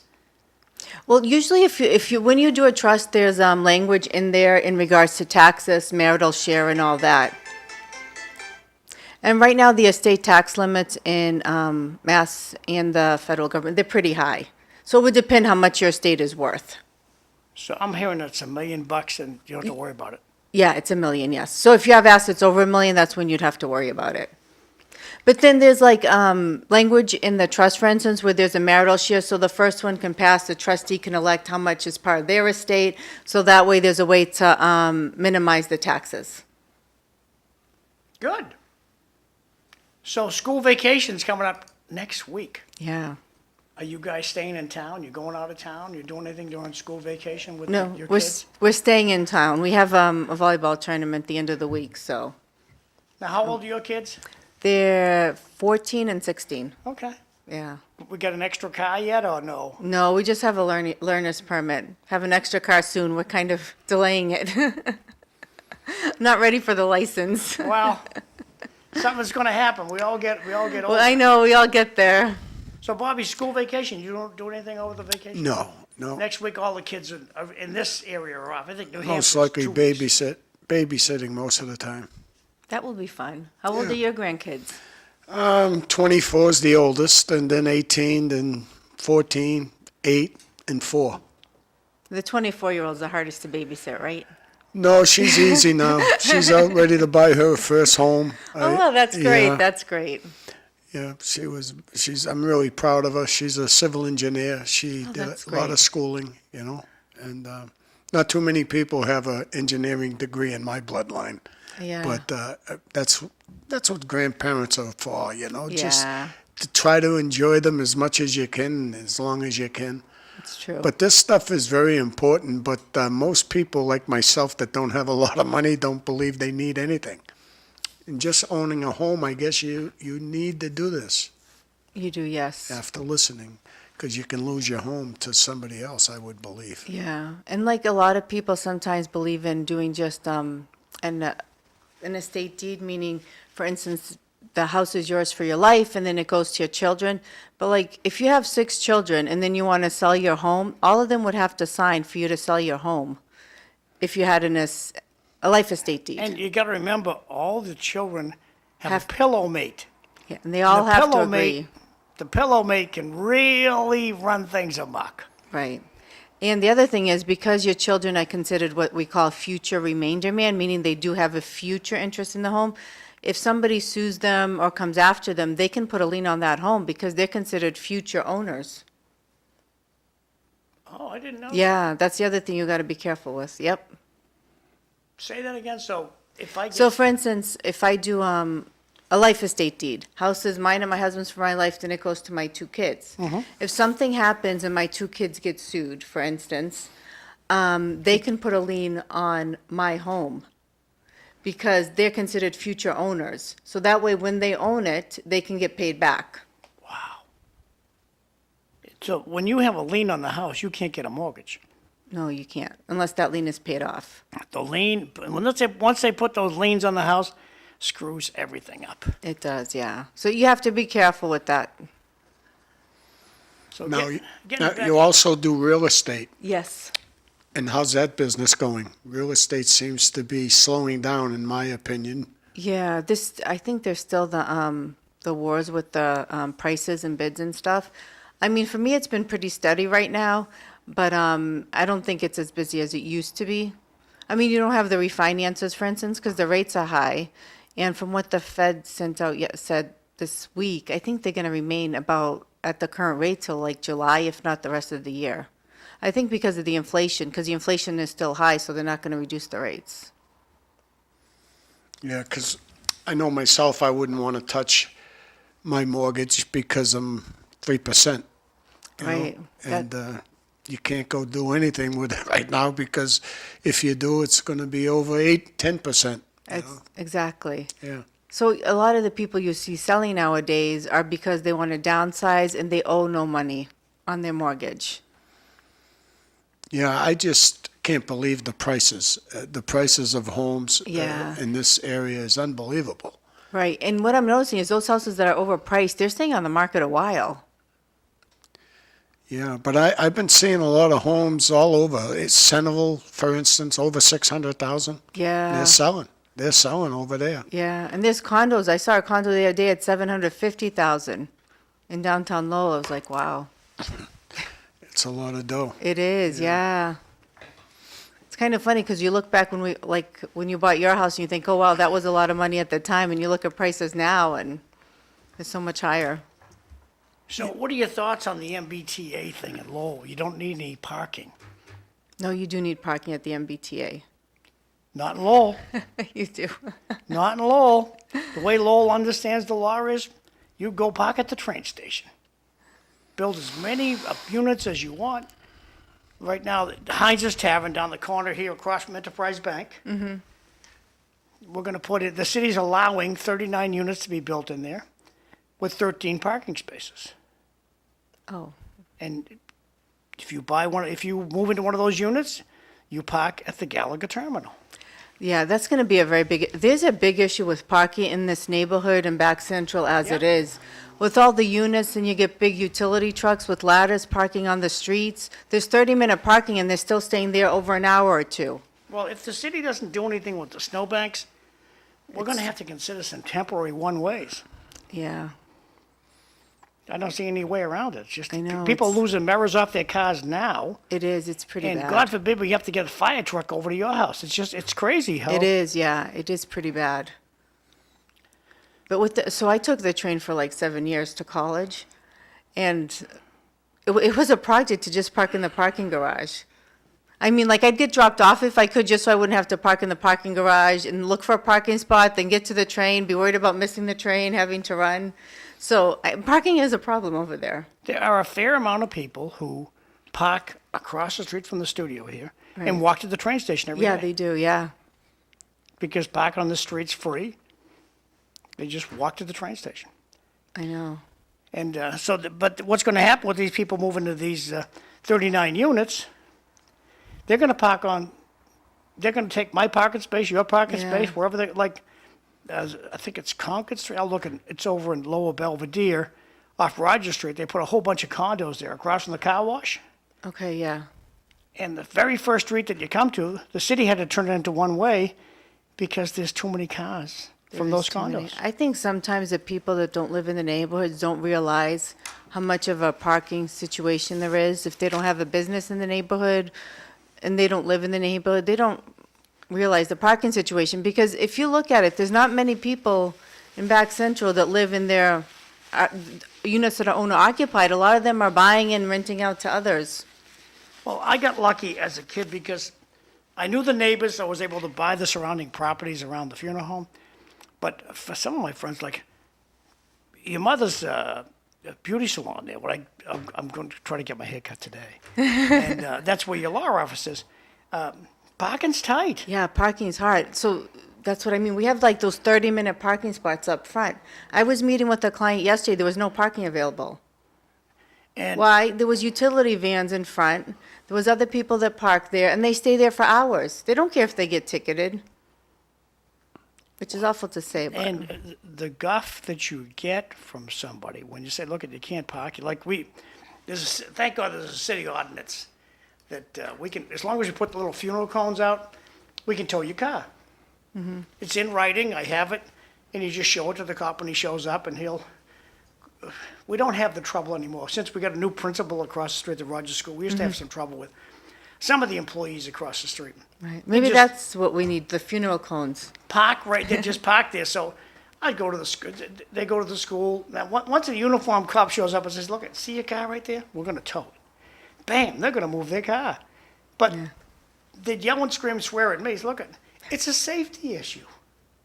It's just, that's the same thing at churches. We put the cones out in front of a church and the whole neighborhood gets up and oh, you can't, the funeral, you have no right. Yeah, we have a right to take over the street You do, for the yeah. funeral. Everybody's gonna die. Yeah, So it's interesting to see how the guff people give you. it is. Because Terrible. even St. Anthony's Church, I mean, the parking's limited over there. Yep. Yeah, that neighborhood, especially down where your business is, it's getting there. They've focused on the South Common, but they need to put a big focus on almost right where you are. Right. Down in there, there's a lot of, to me, a lot of drug issues, Yeah, there is. and they haven't really put a dent in that yet. So that hurts your business, any business, because people are afraid to park around there if they do find a parking spot. Right. I mean, I would say like in front of our building and like on the street beside, it's pretty, it is safe. I mean, Yeah. you're fine. But if you get more like towards, what used to be Jerry's, I don't know what it's called now, but it's bad over there and stuff like that. I mean, there was a homeless issue. It's gotten better. Yeah. Not totally gone, but it's gotten a lot better. Yep, they focused quite a bit on the They South did. Common, and I think it's helping everywhere. It is, yeah, because it was getting pretty bad with, the only thing, like, they'd sleep in the front, but then they'd leave their stuff, you get there in the morning, and that's part of the issue, so, but it's gotten better. Yeah, it's not quite near your business, but Yeah. it's close. Yeah, That's my Well, point. it makes it Yes, scary. it is close, it is. You used to be able to walk around this neighborhood. I know, I grew up in that neighborhood, we could walk downtown, go Yeah. to Jordan Marsh, it's Can't changed a anymore. lot. You can't anymore. One of the, from the audience, says, "Hi, everyone. Great show. Just curious, Mr. McDonough, was there a parking requirement for the previous owner of that building or business, whatever it was before? Thank you." Gene, good question. I'm talking about Heinz Tavern, and they have a good-sized parking lot. It was a bar. It's right across from the Enterprise Bank. If you're heading out Gorham Street, it's on the right-hand, it's the last building on the right-hand side before you turn onto the connector. And a bunch of different guys own that bar, and plenty of parking they had on the property. Enterprise Bank, I believe Enterprise Bank owns part of the parking lot. And if you drive by, it looks like they have a lot more parking than there is, but I believe the parking lot is cut up. There's only 13 spaces going to go with it. And my whole gripe is, I don't mind getting new neighbors. I love getting new neighbors, but everybody deserves to be able to park right outside their house. And the city of Lowell thinks otherwise. The city of Lowell only wants tax revenue. Terrible. We need better city councilors. Oh, without a doubt, especially where her business is, that district needs one really bad, in my opinion. This is Yeah. an opinion show, so you can give your opinion. But I always fought hard for that district, Yeah. District 4. Like I said, I grew up next to Cavalieros. Right. And to me, it was an awesome neighborhood. A lot of cars are being broken into. It's just not good. Right now, it's not good. And we have to put a good focus on it. I agree. I mean, it's crazy how much the neighborhood has changed over the years since I was a kid. I mean, if they don't put a focus on it now, imagine how it will be 10, 20 years from now. Yeah.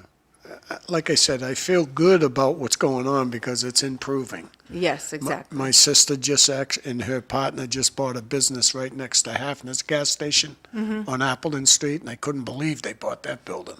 That's where they were doing all kinds of things, showers for homelessness, warming stations.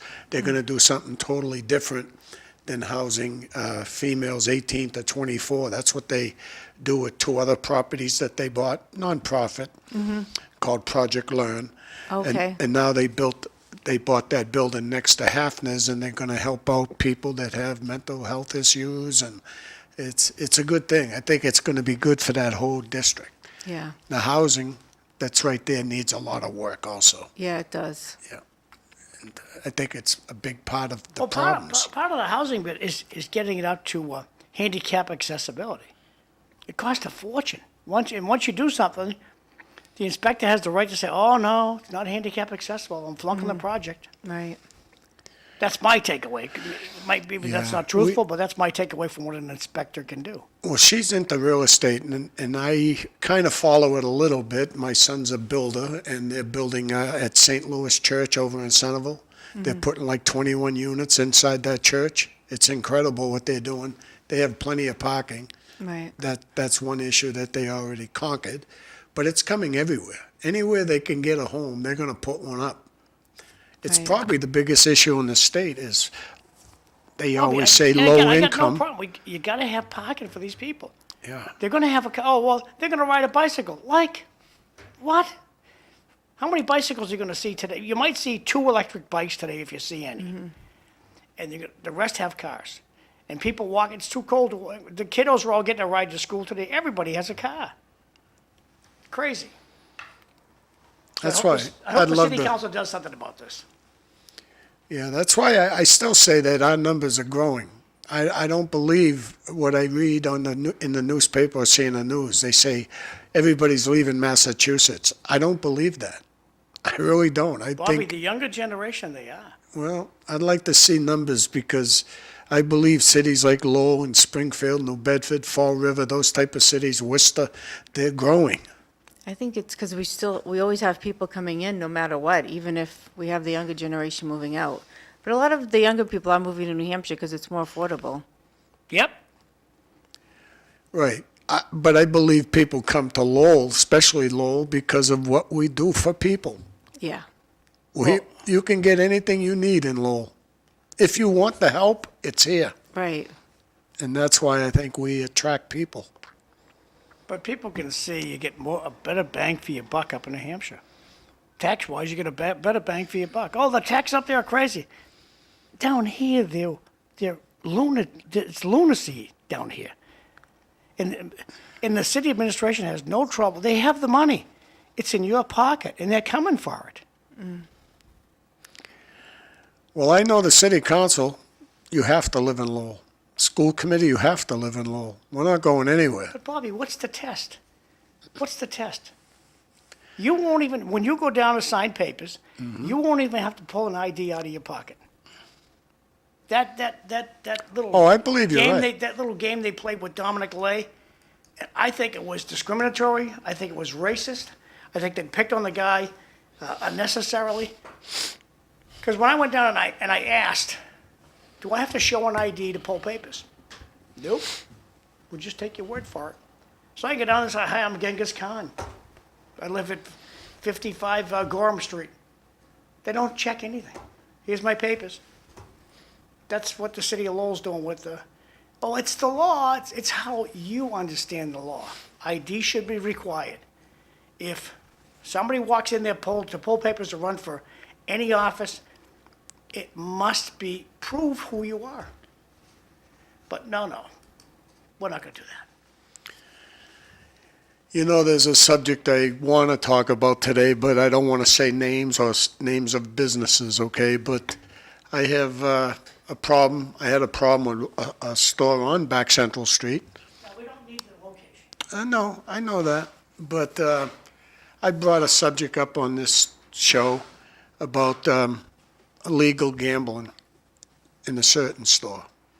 And they removed the problem, but then they fired a woman that worked there 37 years that had nothing to do with it.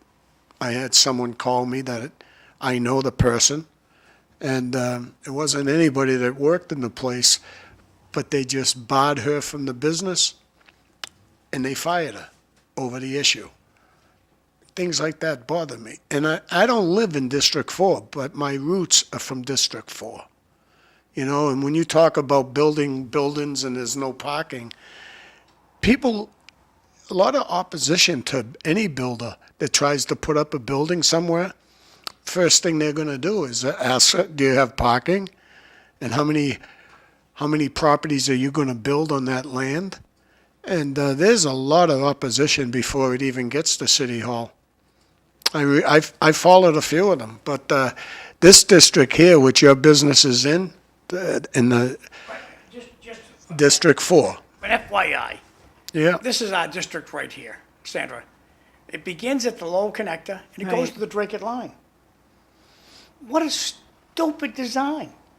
But it was designed by bureaucrats to give this whole region, it's split. It goes across the river. Real crazy, crazy design. Doesn't make any difference whatsoever. And we need to find somebody who lives in this district to run for the district. Because the guy who's running it right now is just lackluster performance. The guy's name is Wayne Janess, and he's a nice man. He Yeah, just doesn't have the time, I don't think he makes the time, to be a good city councilor. Yeah, but in that district, he'd be hard to beat because most of his support comes from the Canal District, Jackson Street. Those people Well, vote. what's he done for them? I mean, No, I know that, the John, people but living in those condos in downtown Lowell get screwed. Nobody picks up, they have to pay to get their trash picked up. The city doesn't pick up their trash. And they subsidize trash pickup with their taxes. It's wrong. And all I'm saying is he'll be hard to beat unless we do get someone from the district that lived there their whole life and know the district, because they don't vote in that district. That's what kills that district. They have a low turnout. You know, John, right across the street here, low turnout. Well, That's what I true. tell my friends of the city council, we need an issue to make people go to the polls. So you know what? You're going to have to vote. Do you want us to pick up your trash, yes or no? We're sick and tired of paying this big trash bill, and we're going to go to picking up your trash once a month. Vote it down, yes or no. And that'll make people vote. Yeah. We need an issue to get people off Yeah. their behinds. Well, I think the city council and the mayor they have done a great job so far in the District 4, but it's not the councilor that represents the district. Sandra, what do you think it would take to get the younger generation to vote? I think maybe issues that involve the younger generation. But I think the issue in Back Central is just a lot of people don't, it's been like that for years. A lot of people don't go to vote. I mean, I've been at the polls and stuff, and there just isn't a lot. I know. People do, and I think part of the issue is there's a lot of immigrants in the district. You know what I mean? A lot of the owners of those buildings are renting them out, which is fine, but it's a lot of people that just don't go to vote. I mean, if the owner of the building is not from the neighborhood, he's not going to vote here. I mean, he's not really going to care as much. I think unless you live in the neighborhood, you own a home, sometimes people just don't care as much. Which is awful to say, but So you got no good ideas about what's going to get the people out to vote? no, not really. I would say issues that affect them would get them out to vote. If there was real issues out there that affected them, I think people would go out to vote. I mean, voting does affect you, but sometimes the younger generation just, Well, we had a real high homeless population. It was caused by the city of Lowell. The city of Lowell Police Department was told, herd the homeless to the South Common. So if they have a homeless guy in Centerville, go over the South Common. right, yeah. You have a homeless guy in the Highlands, well, where do I go? Get on the South Common. Belvedere, get on the South Common. The City of Lowell Police Department was told to, in the term that I heard twice, to herd the homeless to the South Common. Ruining businesses It did it backfire. in our neighborhood. Yep. And what's the city gonna do about it? Tough cookie. Sorry. Give me your tax money. It's terrible. That's terrible. Give me your tax money. We need better elected mean, officials. It would be like putting them all at Shed Park. Nobody would say, go to Shed Park. No. Well, it wasn't. What to herd the homeless to the South Common was wrong. Right.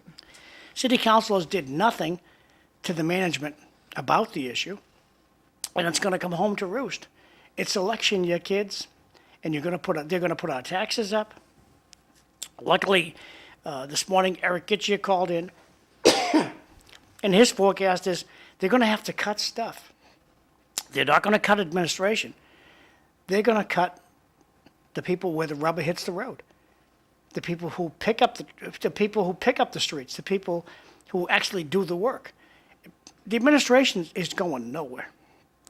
There are so many people who work on the second, third, and fourth floors of these buildings that never do any manual work.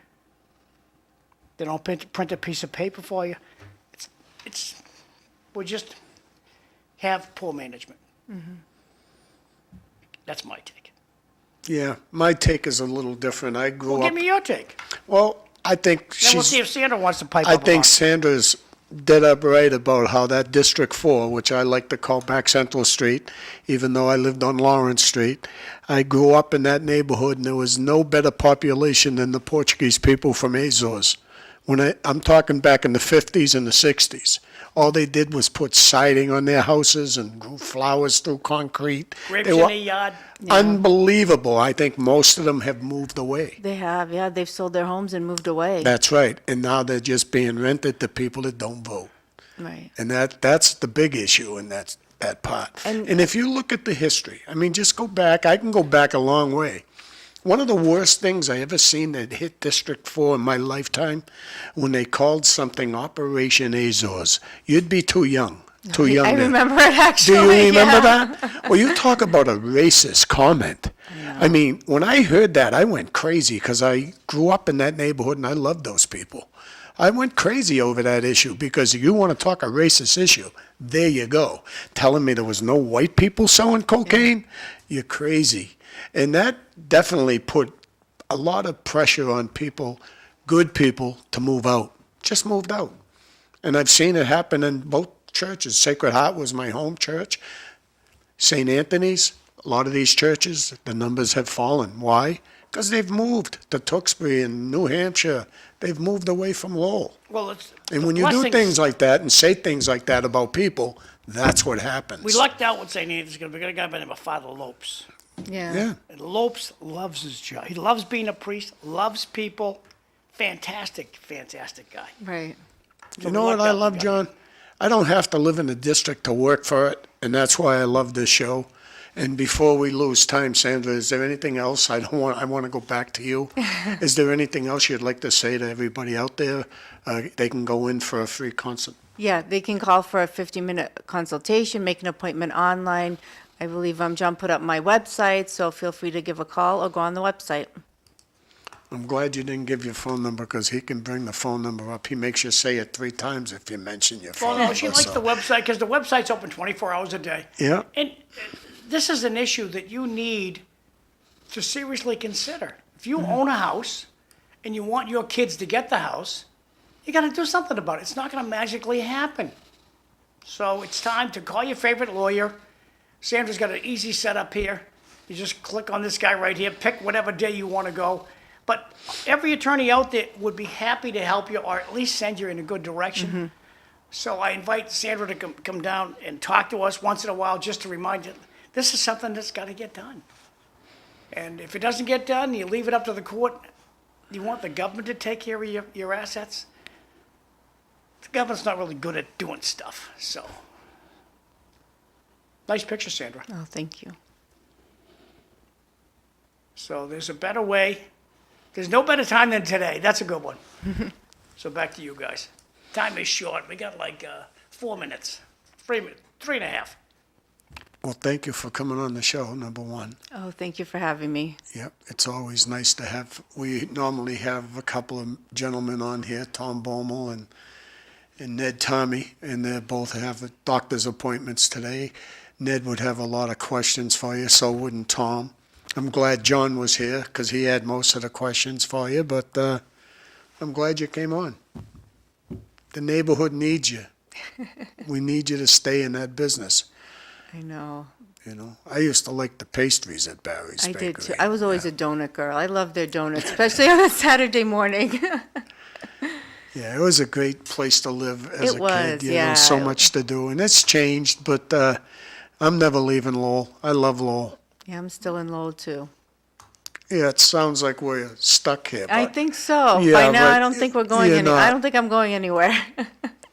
well, it's a good thing because Yeah. that's what we need. We need businesses to stay here, not leave for sure. So. Right, exactly. Now, when I walk by, it's a beauty salon too, right? They do haircuts Yeah, there, her mother's. Yep. Yeah. Okay. In the front, yep. Yep. And I'm in the back. right? My mother's been there. Well, my mom's been in the neighborhood with her business for years. Yep. I like the little business, Valentina's, is it? Yes. She's done a lot with that place. Yeah, they do a lot of. Yeah. They have a lot of good food. They do. That's been in the neighborhood for a long time too, because her mom owned it before her. And a real good restaurant almost next to you is Four Seasons. Yep. Very popular. A lot of people come in from other cities to go to Four Seasons. Oh, yeah. Four Seasons, delicious stuff. Tomorrow's show, we're going to have Senator Phil Shea's going to be here. Linda confirmed, the question marks are gone. Phil's going to be here tomorrow.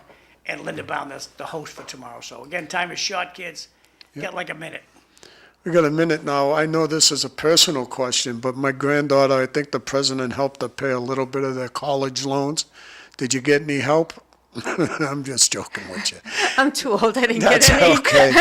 Yeah, so many people didn't get help, I know. But a lot of people did too. They just did, yeah. recently, you know. So I never went to college, so I went to Newbury Junior College just to collect a check off the VA, you know. Yeah. That's what most of us did when we got out of the Army.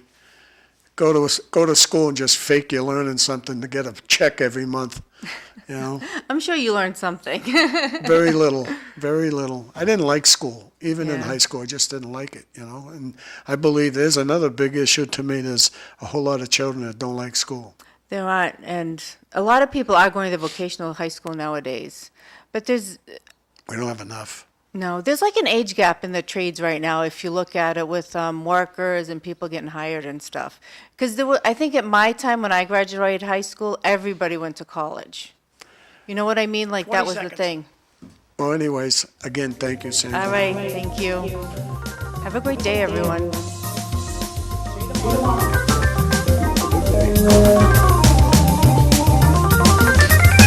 Thank you, Bob. It wasn't too boring. Oh, it was good.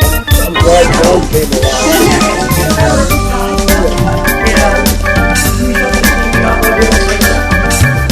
I know, like I said this, I said, we're off the air, but, it was that Frank and Minnie stuff. Yeah. They had gambling machines in there. I was there. We called them and complained. Brought it up. And they were-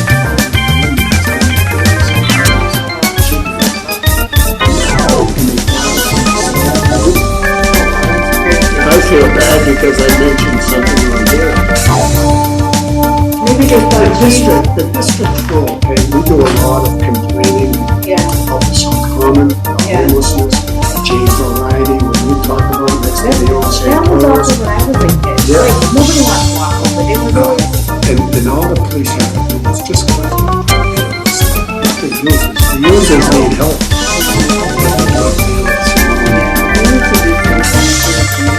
Oh, without a doubt, if you wanted to succeed. right, exactly.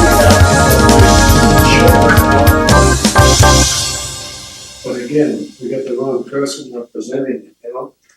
Right. But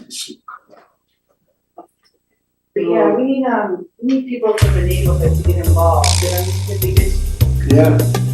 You know, if you go right up to the, corner of Back Central, there's a business right there, right here in Penn. yeah.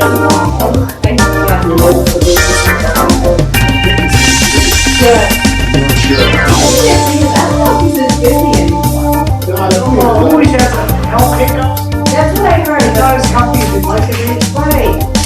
Well, right next door to our house on Lawrence Street was Willie's mother and father. And before them was the Lopez's. They lived there for years and we had a fence that went around their house and our house. Both inside the same property. And as a kid, I could walk right into the house. Okay, you want to go back? Sure. When's good?